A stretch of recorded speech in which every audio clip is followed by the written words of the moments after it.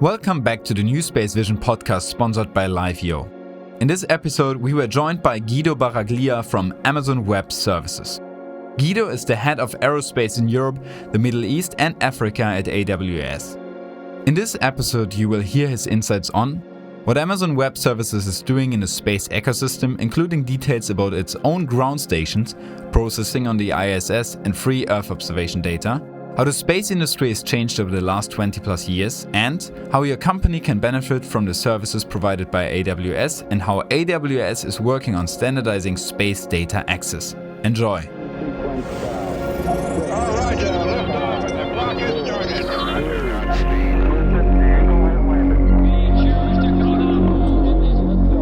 We have a liftoff. Hello and welcome to the NewSpaceVision podcast sponsored by LiveView, where we discuss new space technology, finance and innovation with executives, founders and more exciting people from the startup and new space ecosystem. I'm Seidel. And I'm Sven, and we are the founders of LiveView and NewSpaceVision. Today, we are very excited to welcome Guido Baraglia, Head of Aerospace for Europe, the Middle East and Africa at Amazon Web Services, short AWS. Guido began his journey many years ago before rising up ranks in the industry and quickly established himself as a key player in new space. So, I already mentioned the name AWS, but what is AWS and what is the aerospace business unit doing at AWS? First of all, Daniel and Sven, thank you very much for hosting me in your podcast. It's a pleasure and it's an honor as well.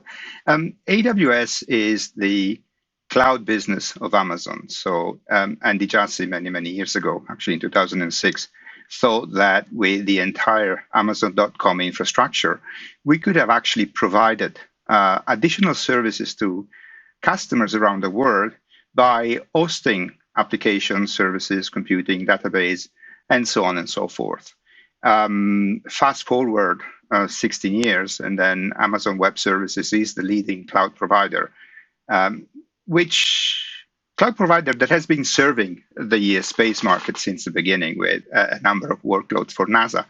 But 3 years ago, the leadership thought that space was a specific domain and actually created the aerospace and satellite business unit where there is a mix of competences between cloud and space. And so you have people that have been launching satellite, people that have been training astronauts, people like me that has been operating in satellites since a long time ago, the 80s actually. And the goal of this team is actually to implement space-related workloads into the cloud to make a number of things, speed up innovation, reduce cost, improve the delivery of services and systems, and so on and so forth. Yeah, super exciting. And I've seen that you graduated in electronics, right? Did you directly jump into the space industry? And how many years of experience do you have in the space ecosystem? I actually jumped from the Army to the space industry for just being at the right place in the right time. Telespazio was hiring people. Telespazio has a ground station 10 kilometers from where I live. And honestly, I knew nothing about space before starting to work with Telespazio. I have to be grateful to them because they gave me all the basics, all the training, including learning how to speak proper English, which is something that it's quite hard, especially in primary school in Italy. Yeah, and then you went through different corporates, but before AWS, you also worked at the Satcom Innovation Group, right, for around 9 years. So what is this organization doing and what is your role? And then why did you move to AWS?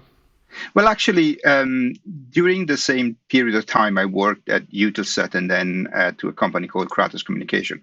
SIG, the Satcom Innovation Group, was actually a non-profit organization that started in different shape and forms in 1998. It was actually formed by a association of Satcom operator to combat and mitigate the effect of interferences. Accidental or deliberate interferences to Satcom channels. And over the year, the organization evolved into more related to innovation. And that's where I've been part of the board from 2010 up to the time when I joined AWS, and my role in the industry changed considerably. So basically, how did you come to AWS? Like, did you thought of, oh, that would be interesting? What kind of opportunities do they have open, or was it classic headhunter finding you? No, it's a lot less romantic than that.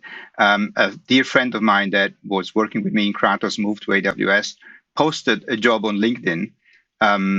I didn't open the job. I just forwarded it to two friends that I know were looking at. One of those two friends just called me back 30 seconds later and he said, "What are you doing?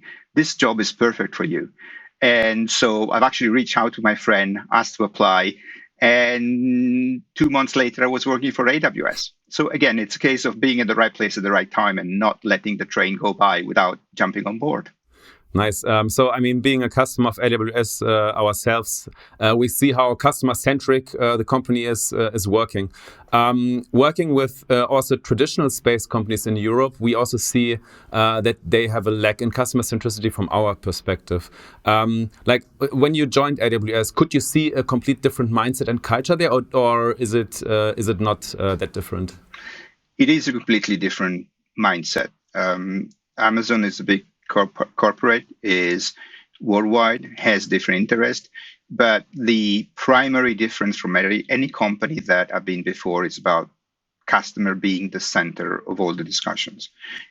One of the main activity that we are proposing to legacy customers in space at the moment is actually culture of innovation and digital transformation.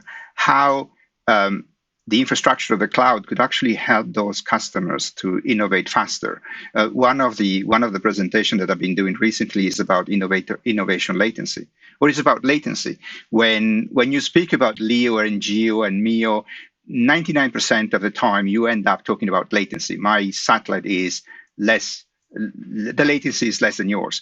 But the real question is, how fast can we innovate? And you guys at LiveEO are actually very, very into this one. You understand how quickly innovation needs to be implemented. And AWS and the cloud in general is there to support that kind of innovation. And I have to be fairly honest, things are changing quite rapidly in the industry. Customer that we saw 12 months ago that pushed us back and said, not really interested into cloud, they came back 6 months, 9 months later, a year later. And we are now talking about how cloud could be beneficial for their operation, for their infrastructure, for reducing cost, for being global, for being more effective, even from a talent point of view, in terms of resources, in terms of human resources. Yeah. So, as you already said, the industry is really changing. So the Earth observation or the general space ecosystem is really changing. But obviously, AWS is also really putting an effort into promoting its products and its services to the space ecosystem.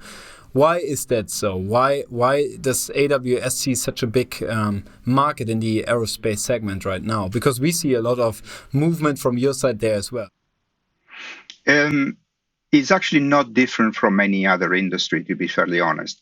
The space is visible because it is your domain, but we operate in the same way in healthcare, in insurance, in energy, in automotive, in logistics. The idea or having, for example, in our case, we do have a space accelerator. We did one in 21 and one in 22. And this is a way to implement a specific support to startups that have different ideas and they have something that can be put in place. Credits is something that we provide to a number of our customers, and especially startups, to be able to do one thing that for us is very common, for Amazon is very common, which is called fail fast. It doesn't matter how complex your idea is, you need to be able to prove it. And if it doesn't work, just move to something else. Or if it doesn't work, you just adapt your idea in a way that it works. And the cloud is the perfect environment to do that. You guys certainly know a company called Lunar Outpost. They are building a rover to be sent onto the moon. Imagine how difficult it would be to just test the rover, the communication, the process and procedure to make the rover drive around on the surface of the moon. And for them, they're using AWS to do those simulations, create digital twins, and actually put the virtual rover into a virtual moon, and making sure that the moment they deploy the rover onto the moon, they will have considered all possible scenarios.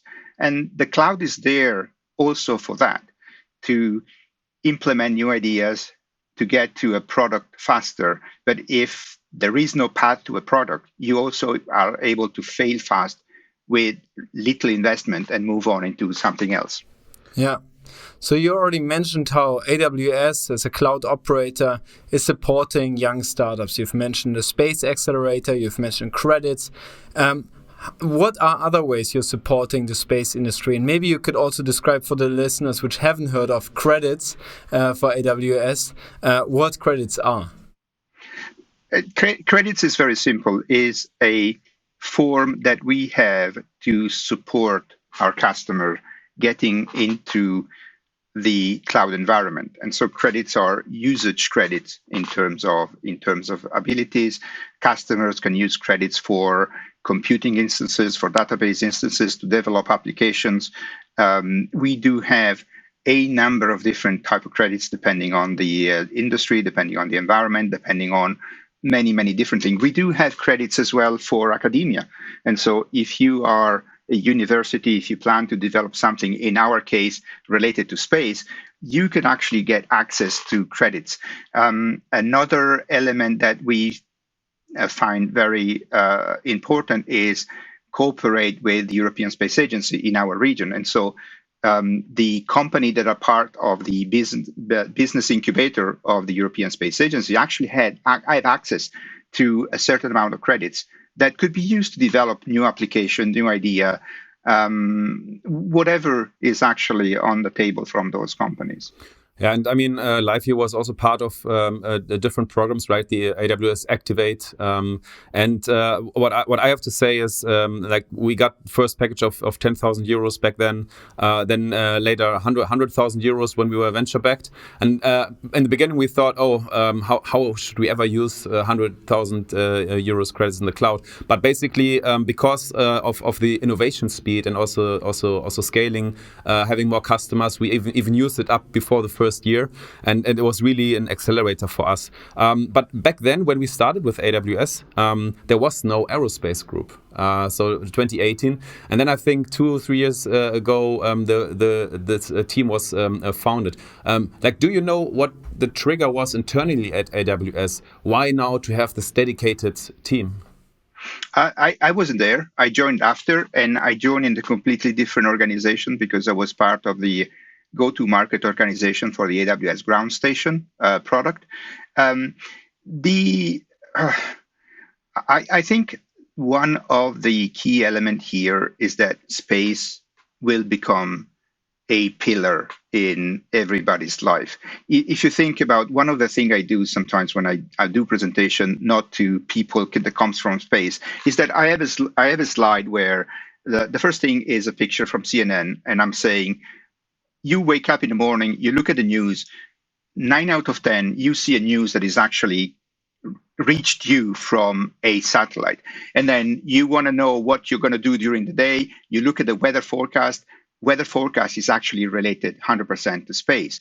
And then you jump into your car, you punch an address, and you let your navigator drive you to that address. And again, we're talking about space. And actually, we could go on and on and on, explaining to everybody how space is absolutely embedded with everyday life. And then now we get to what you're doing at LiveView, geospatial intelligence, the ability to better understand our planet, our infrastructure on a planet, and our capability using space data is actually something that will be more and more fundamental the more we progress into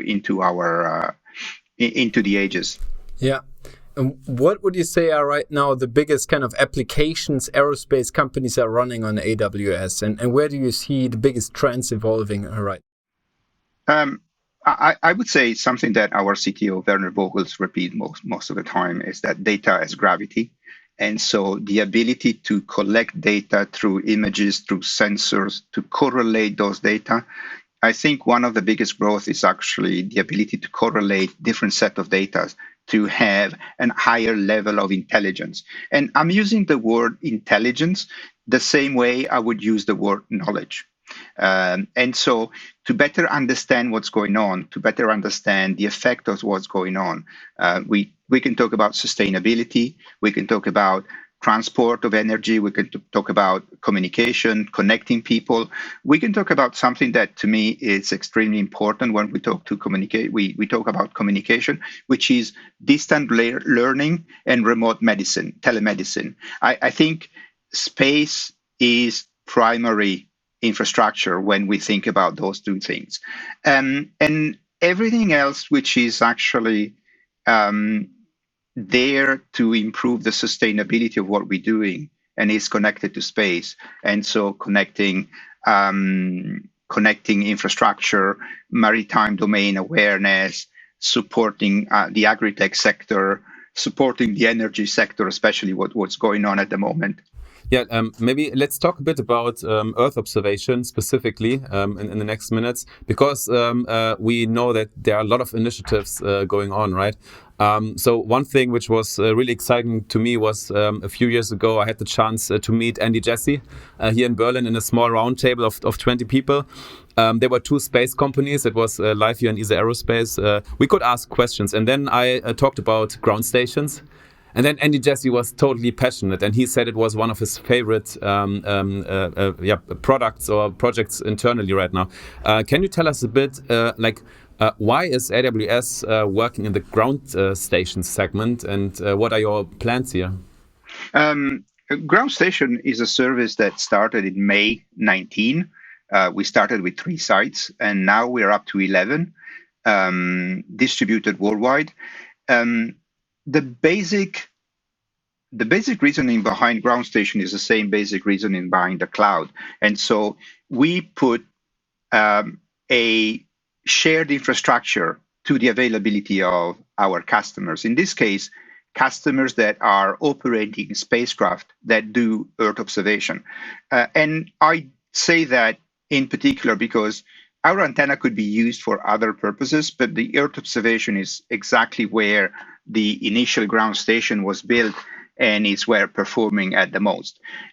We are looking into the future of ground station. Of course, we are adapting our offer to the requirement of the customers, like we always do in any particular service. But at the same time, we're also looking in partnership, partnering with other ground station operator, partnering with what is the entire market of ground station as a service. And that's to achieve what is our goal, which is better serve the customer. And then if the acquisition comes through an AWS antenna, comes through a partner acquisition antenna, it doesn't really matter. It's important that the customer has the most ability to receive their data. Yeah, there is one thing about ground stations which was surprising to me. Like, I thought this problem is solved and we get data down to Earth, right, on scale. I didn't see it as a problem. But then when I hear it that some remote ground stations still operating with a fax machine, actually getting some requests, true story from which I hear just this year, then it shows that there is still a lot which has to change, right? And also, like, just the bottleneck of getting the data down. We have more and more data collected in space, so this was definitely a big surprise to me. Was it the same for you? Not really. I mean, I started working in a ground station in 1988, so I do have a bit of. I saw where we're coming, and to be fairly honest, the first antenna I've operated was a 32-meter C-band antenna in 1988. So we came a long way. Now we do have 40-centimeter antenna on the ground and 18-meter antenna in space. Going back to what you said, Amazon Web Services made a specific choice when we started the ground station service, and was that to introduce the virtualization, a very pushed virtualization. So we don't have demodulation of the antenna. We digitize the radio frequency. We transport the digitized radio frequency into the VPC of the customer, and then there, using software-defined radio, the customer does demodulation and decoding. And this is probably the most advanced system so far, or it was in 19, in terms of virtualizing as much as possible what you just mentioned, the fruition of a ground station as a service through basically a portal to make all the bookings and all the operation on the antenna. Yeah, I think standardization, I would say, is one of the big guiding topics and guiding themes of AWS, and I think this is a great enabler. Can you tell us a little bit about how, exactly, just give us an overview where AWS enables interoperability and accessibility to these services, both on which are very space specific, which you've just mentioned, but also more general. I think especially for the listeners who haven't had contact to AWS just yet. Definitely, and to a certain extent, I wish we could push a lot harder on standardization. Coming from space communication, where every provider has a different protocol, a different header, or a different way of doing things, standardization is paramount to me. The entire ground station is based on a standard. The digitized IF is ANSI Vita 49, and so the transport is standard. And that allowed the software-defined radio developer to actually align to that standard. We do have partnership with a number of companies around the world. We do have companies like Infinity, which is a company in Croatia and in Luxembourg, which actually developed a software-defined radio for a specific demodulation type. And that software-defined radio is now available on the AWS marketplace. And I think this is the other differentiator. It's not forcing companies into a specific set of technologies, but having a marketplace where startups and legacy company can actually select what is the architecture that best fit the purpose and deploy that. And I have to admit, we're still a few years away from a standardization. But if you think, I remember when 25 years ago, I was traveling the world and I had 3 different cellular phone, one for Europe, one for Asia, and one for America. Now, with the same phone that I'm using for this podcast, I can travel the world and connect everywhere and browse any type of browsers when I'm the other side of the world. I think with time we'll get there with space as well. It's something that we will have to implement for the good of the customer, for the good of the services, or for the good of the end users. What I like about AWS position is that basically you are somehow like the internet, you're everywhere, right? So you're connecting the entire ecosystem. And typically when you're connecting all these players, you're in a good position to build the standardization, right? I mean, in Earth observation, for example, still a lot of problems for us to acquire commercial satellite data on scale, think about the tasking. And I'm really looking forward. I mean, we're also working on some initiatives together with you guys to shape the ecosystem. I mean, there are other cloud operators, big cloud operators, right? Like Azure from Microsoft and Google. And we have, of course, heard that Microsoft is also active with Azure in ground stations. How do you position yourself against these 2 competitors? That's something we would be really excited to hear. Amazon as a customer-centric company understands what the competitors are doing, but we normally focus on the requirement from our customers. And so what we've built so far is actually coming out of you guys' needs and requirements. So we focus on that one. It's actually quite well known that 90% of the new features of that Amazon Web Services releases every year are actually based on specific requirements from end users. And the other 10% is actually requirements that we developed just because we understand what the end user are developing. And this is quite important. And to me, it was a big change joining AWS, being really focused on customers, their requirement, and building a solution, which is fundamental in the space. We don't sell products or services in space. We sell solution, end-to-end solution. Ground station is an end-to-end solution. You don't have, as a satellite operator of Earth observation, you don't have to think about antennas and connectivity and modems and so on and so forth. You have a service that provides that, and you focus on the mission. And to a certain extent, if I'm allowed to go back 30 seconds on credits, this is also the purpose of credits. You don't have to think about financing what you're developing because you have those credits. You can focus on actually developing your application, developing your workload, developing your ability, while the financial element are taken care by the credits. Yeah. So we've covered now the ground stations. There are two other topics which we would like to cover in terms of your offering for and in space. One topic is the open data initiative which you have on AWS, and you've mentioned data has gravity. It's absolutely true, and then you mentioned that we're working on something together. So LiveView and AWS together are hosting Sentinel-1 scenes on AWS, free to access by anyone. So if you're listening here and want to work with AWS scenes right now, we have the entire archive for Germany online. But exactly, can you tell us a little bit about the open data initiative which you have and what kind of data sets there are? There are a number of open data sets available on AWS, not necessarily only on space. You have healthcare, you have agriculture, you have a number of different data sets, genomic research. In the case of space, we do have a number of Sentinel-2 and NOAA and Landsat images, but at the same time, and this is, I think, will be a lot more important and interesting, we're trying to develop similar infrastructure, and you know very well. For I don't like it particular, but democratizing the access to Earth observation images.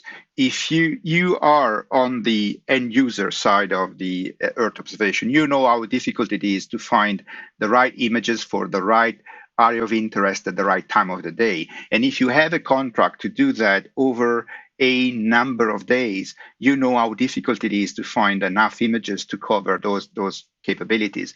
And so focusing on building the same kind of repository with a much larger number of images, an images supplier would actually be quite of a focus for our team in the coming months. For many different initiatives that I cannot share at the moment, but that would be actually quite interesting. There is one which I could share, which is called Project Argus.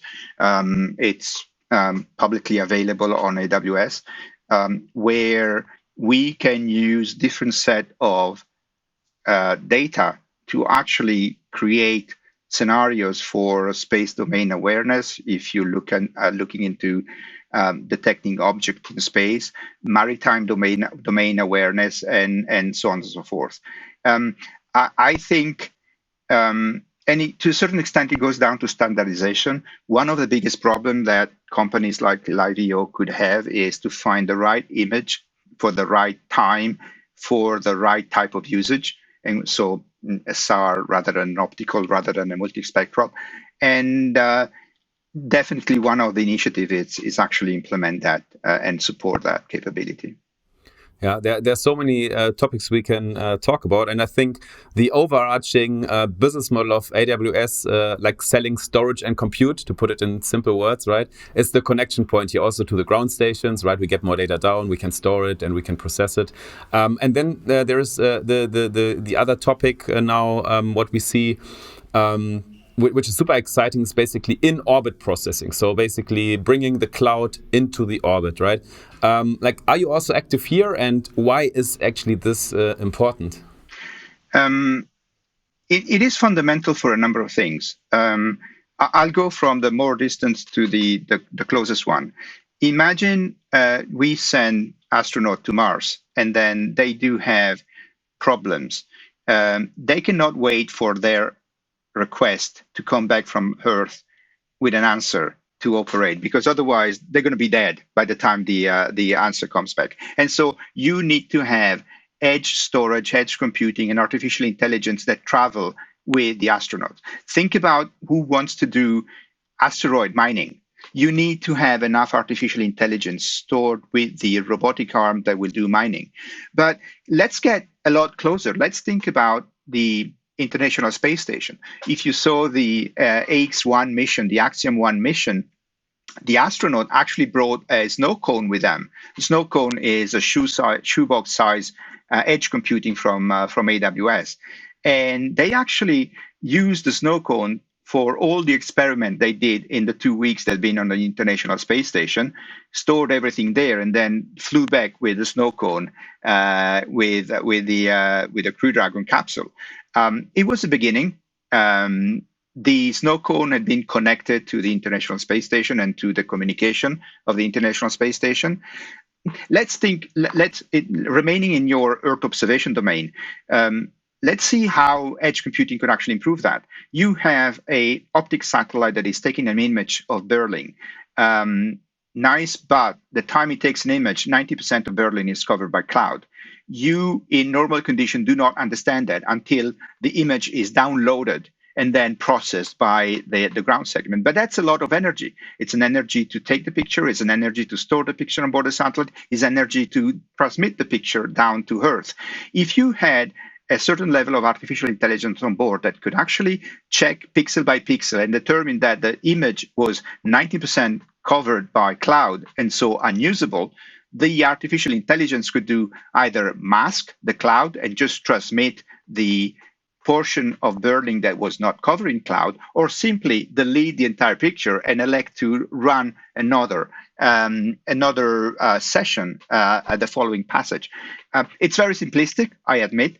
It could be a lot more complex as an activity, but artificial intelligence in space using edge computer will be absolutely necessary to develop some of the applications that companies like Livio are thinking. Yeah. And it just accelerate your being effective in what you're doing.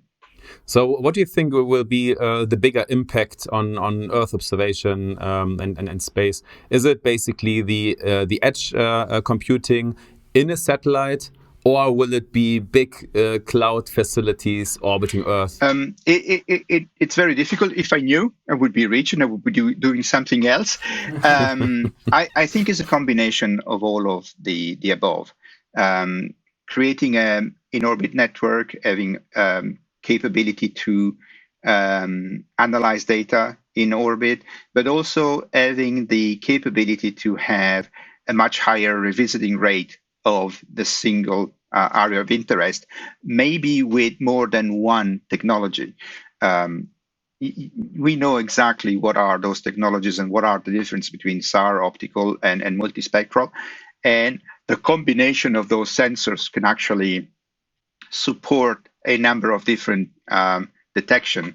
And by detection means as well the applications that one can access and add to those detections.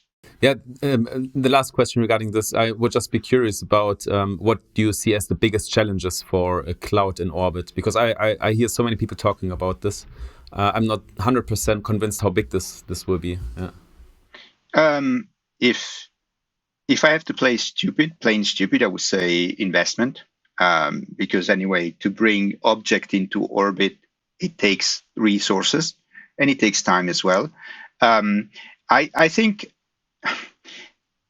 space is a very peculiar domain in a sense that you know very well. When you start thinking about a constellation of satellites, it takes few years to think out the constellation. It takes few years to build the constellation. It takes few years to put in space and operate.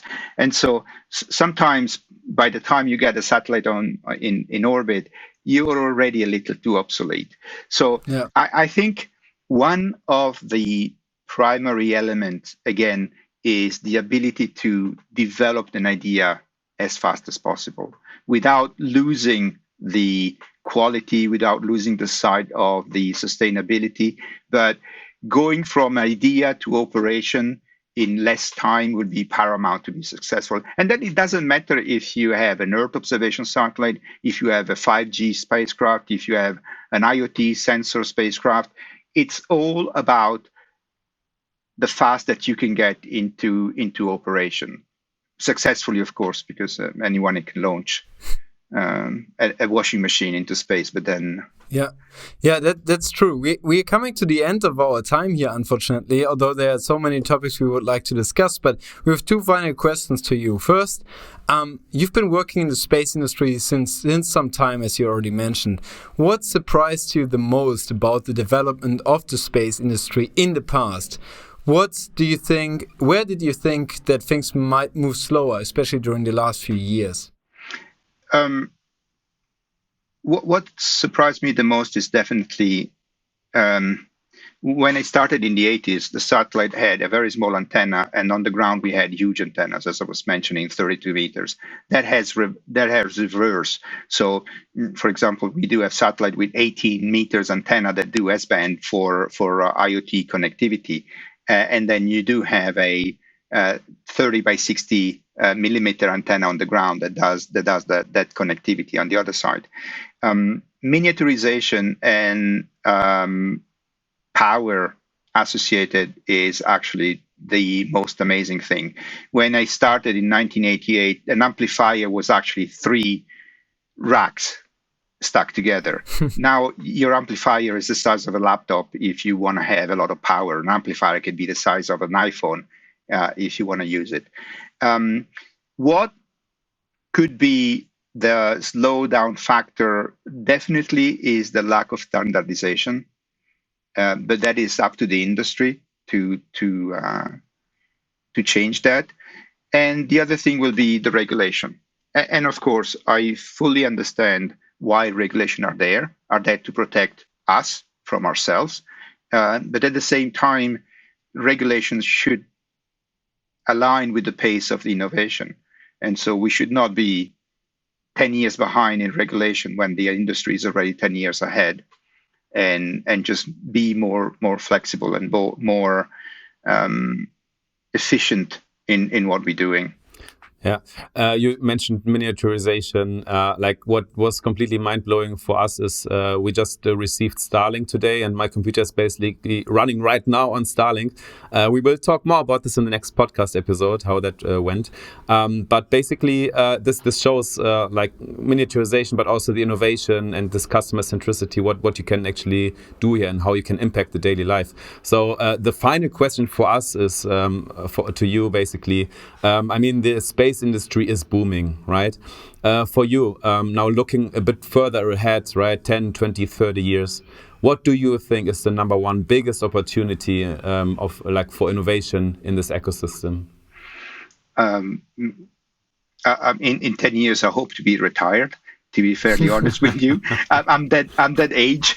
So I do have a kind of shorter lifespan as far as this industry is concerned. No, just kidding. That's a great question. I think going back to the moon, it's fundamental as far as our industry.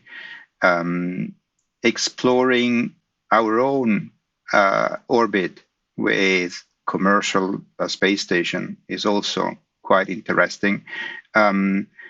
Jeff Bezos said it many times that one of the idea behind developing the orbital capabilities is also to start looking at how to start manufacturing things that have a high impact on the planet and start doing that in space.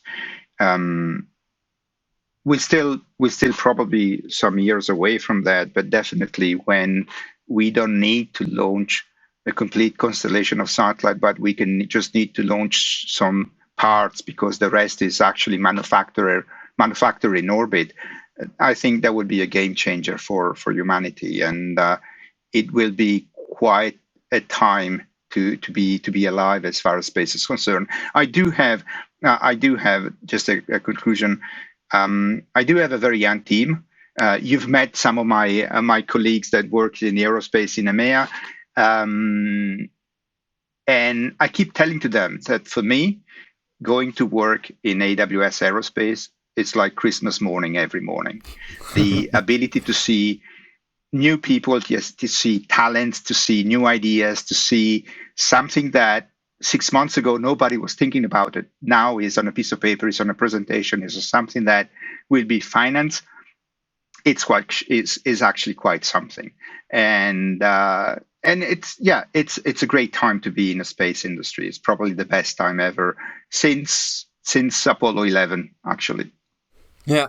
What great words to really end this podcast episode, because we couldn't agree more. We think it's also an incredible time to be in the aerospace ecosystem. And so exactly, if anyone wants to learn more about AWS, Livio, you, us, there's plenty of resources online. But thanks everybody for tuning in, and especially thanks to you, Guido, for joining us today. For all the listeners, please make sure to follow the podcast on Spotify, Apple, click subscribe, and follow NewSpaceVision on LinkedIn, Twitter, Instagram, Facebook, and wherever you find us online. We hope that you tune in next time. Until then, thank you very much and have a great day. Bye-bye. All right, liftoff and the clock is started. Listen, the Eagle has landed. We choose to go to the moon in this decade and do the other thing. Liftoff. We have a liftoff.